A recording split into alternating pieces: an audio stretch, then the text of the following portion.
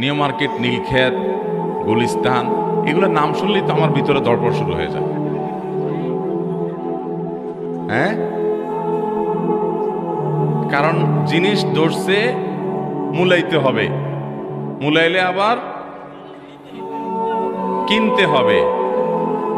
যদি কম বলে তাহলে একটা বাজে কথা বললে লোকটারে অপমান করে, আরে এই টাকা নিয়ে আইছেন মার্কেটে, হ্যাঁ এই টাকা দিয়ে একটু দেখে যান, এগুলো কেনা যাত্রার কাম না, আসছে এখানে মার্কেটে জিনিস কিনতে। এ হলো বেচারার সাথে আচরণ। আর যদি 10 টাকার জিনিস সে আপনি চাইছেন 100 টাকা, সে যদি 50 টাকা বলে বলছে, দেন ভাই আপনি আমার শ্বশুর এলাকার মানুষ, নেন দিয়ে দিলাম। এই 2 নাম্বারই তো এখানকার ডাল ভাত। এই 2 নাম্বারই করে 6 বার না 600 বারে মাহফিল করেন, আল্লাহর কসম করে বলি 2 পয়সা কোনো লাভ নেই। ভাইরা আমার, একজন ব্যবসায়ী নবীদের সাথে কিয়ামতের ময়দানে ভিআইপি হিসেবে থাকার সুযোগ